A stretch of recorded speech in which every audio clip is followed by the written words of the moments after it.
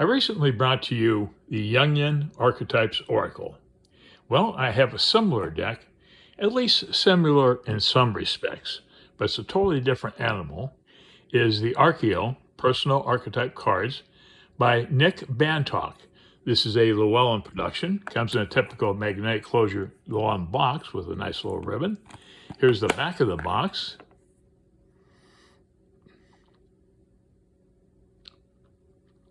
And Nick has done a pretty good job on the cards and the guidebook.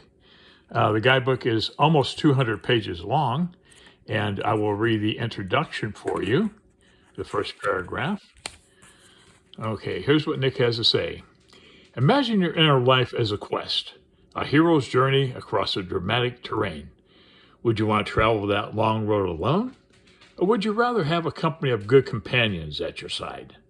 That's not as abstract a question as it might seem, because inside each of us, within our personal mythological domains, we have a fellowship of potential compatriots who, given the opportunity, would willingly accompany us.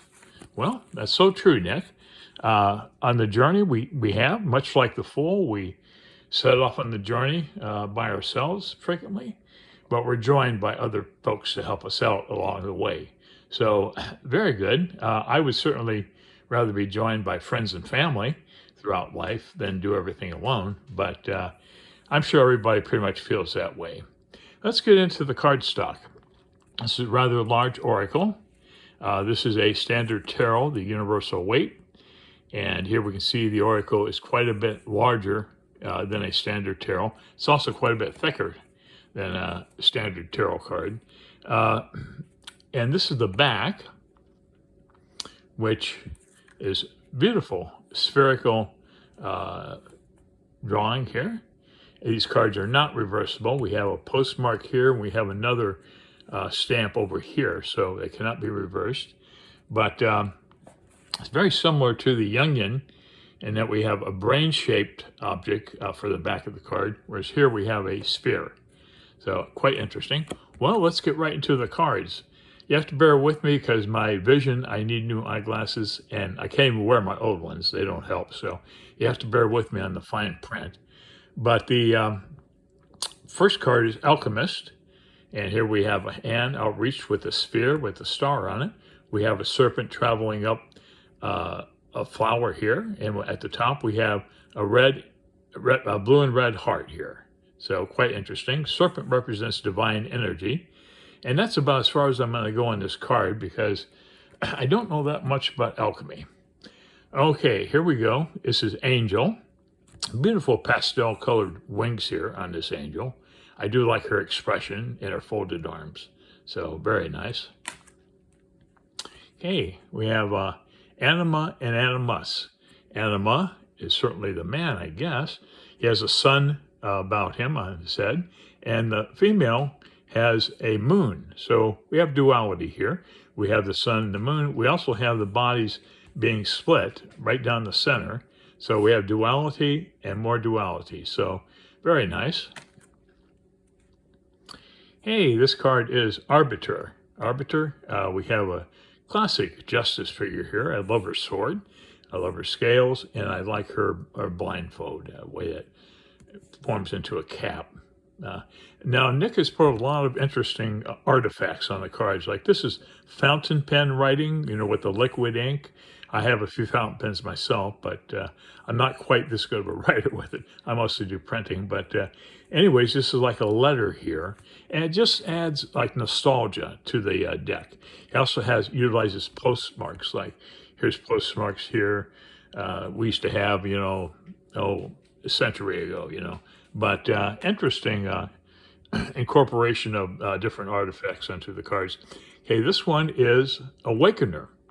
And we have, it looks like an owl with a small trumpet on a very steep mountaintop. And here's a lion here perched on the left. Awaken the lion. And watch out. Here we have Demon. Well, it looks like more of a dragon, to me than a demon, but who am I to say? But I like the use of reds on this card. And this one is Dreamer. Okay, Dreamer. This is a famous bird, I believe, but I don't know the name of the bird. And Nick did not put the name of the bird in his guidebook, so I can't tell you what kind of bird that is, but I remember the beak. And we have a series of arrows going above head.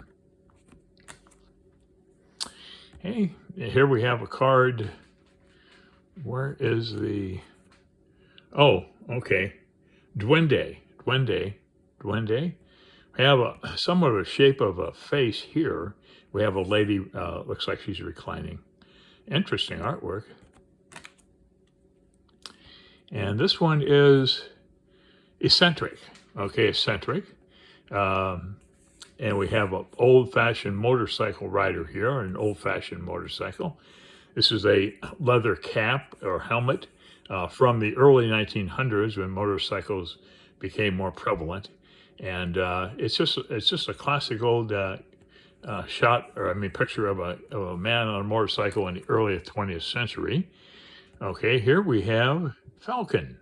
I have a falcon here. And again, I like the use of the old fountain pen writing on these cards. This is an interesting card. This is Fatalist. Fatalist. Well, here she is. She's blindfolded. She's in a long green robe, and she has one foot that I can see perched upon this wheel, which is being turned by these fellows down here. Here's another wheel.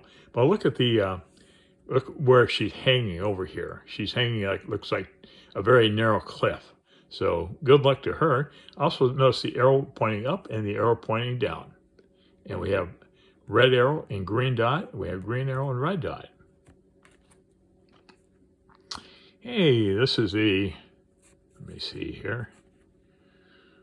Oh, Grace. Okay, there it is in the corner. Grace, we have an acrobatic figure here.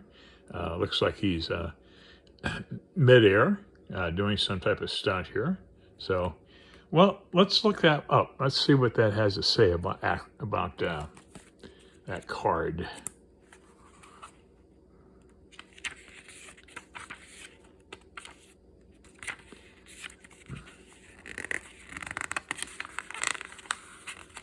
The cards in the guidebook are quite glossy, by the way.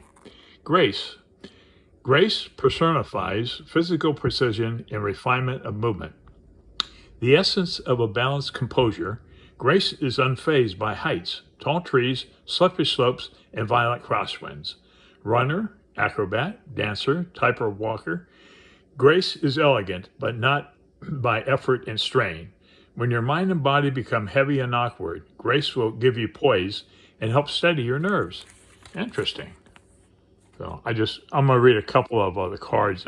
This is the infamous Green Man, or I should say famous Green Man.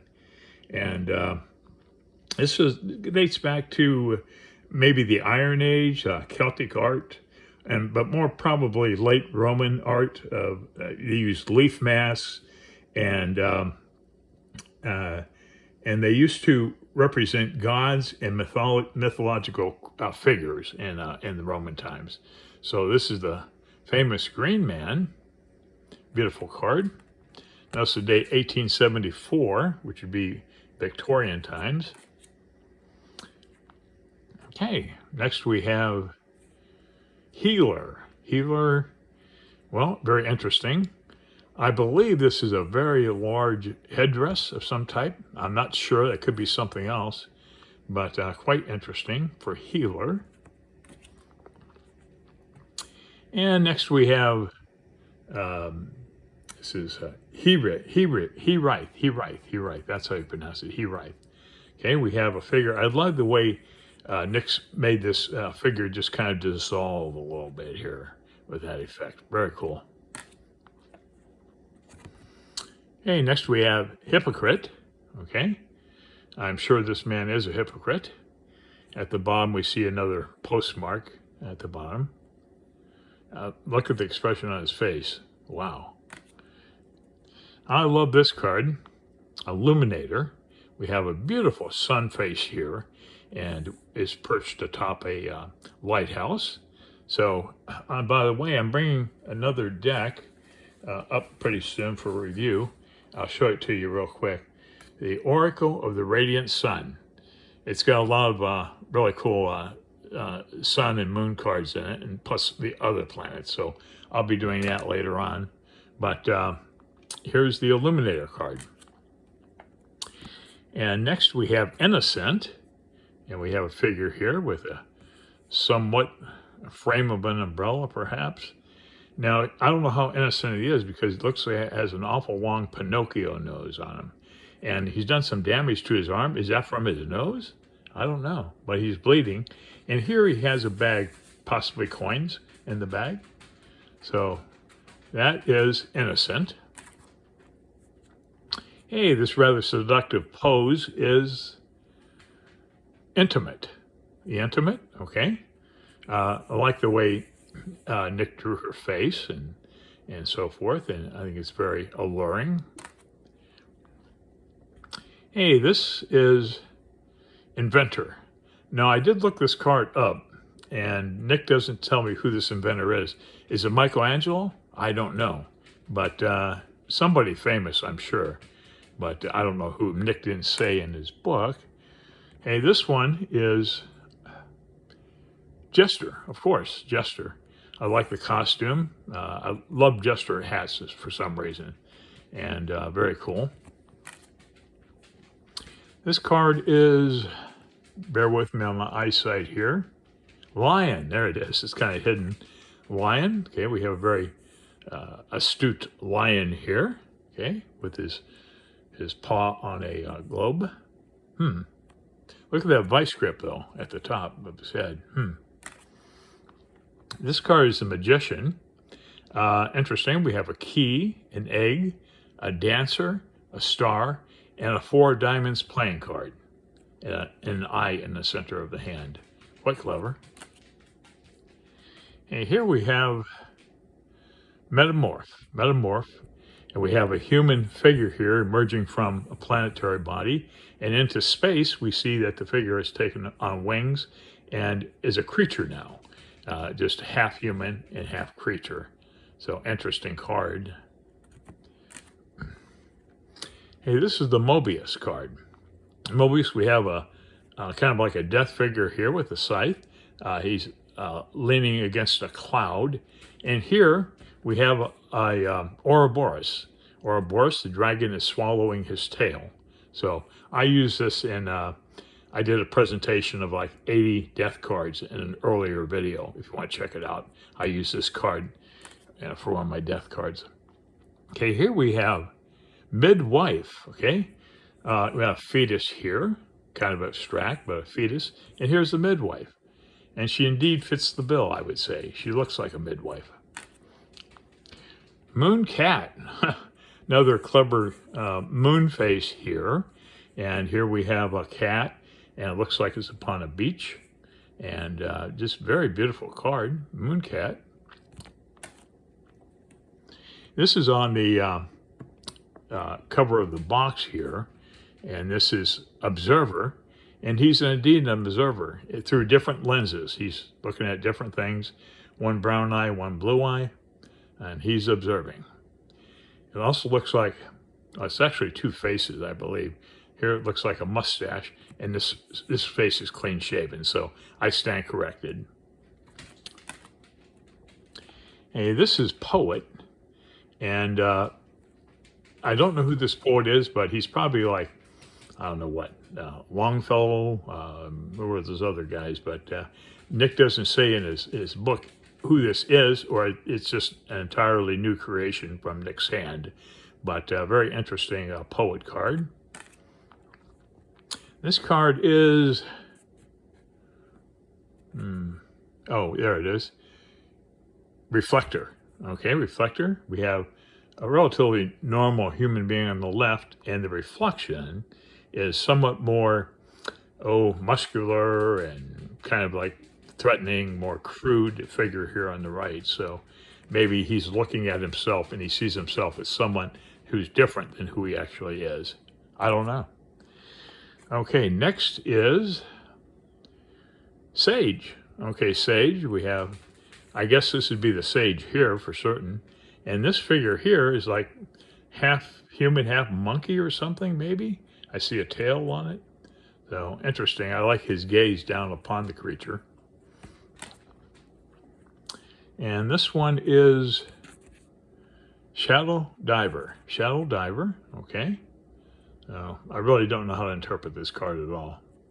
That's Shadow Diver. And this card is Siren. Siren here. Have a woman, looks like an old flopper hat from the 1920s, perhaps. And this figure here, oh, I don't know. I don't like this figure, but I like this figure. I'm just going to leave it at that. And here we have Star Climber, or I'm sorry, Stair Climber. Did I say star? I'm trying to read this here. Oh, there it is. Oh, yeah. Oh, it is Star Climber. Okay, okay. Oh, there's a star up there. Okay. Star Climber. And we have a serpent type of figure here going up the step ladder. And he's about to approach the star. And this card is Strategist. We have a gentleman here contemplating his next move in chess. And I hope he gets a checkmate. And here we have Survivor. I don't know what this is about, but it looks to me like during the Dust Bowl, the Great Dust Bowl of the 1930s, in the interior of America, it didn't rain, and crops, the soil turned to dust, and the winds would kick it up and blow, and they had a real rough time farming back in those days. I think that's what this is. Well, let's look it up. What's the name of it again? Survivor. Okay, let me check it out here.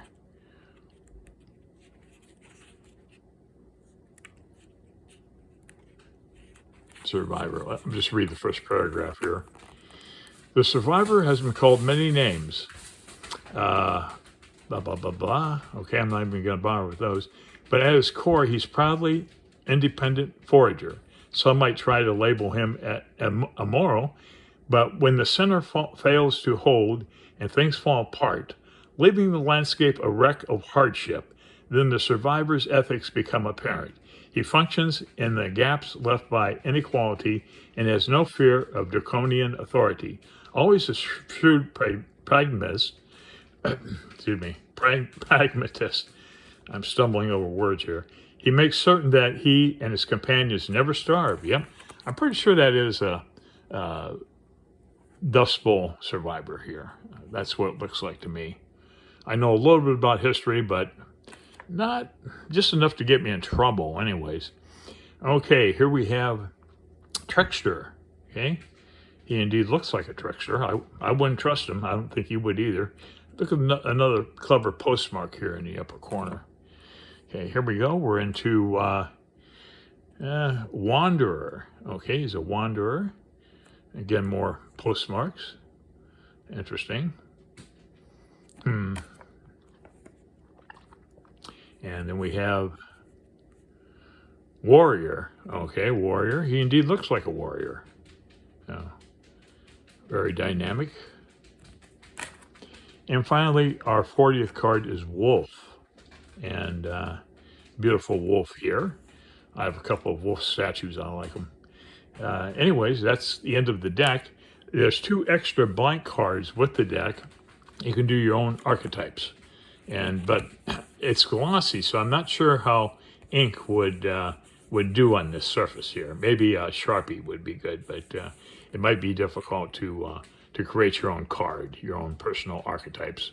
But anyways, that wraps up the deck. So thanks for going through this with me. And you can pick this up from LLewellyn for like 35% off when they have their sales if you're interested. But anyways, I'll catch you on the next one. And thanks so much for watching.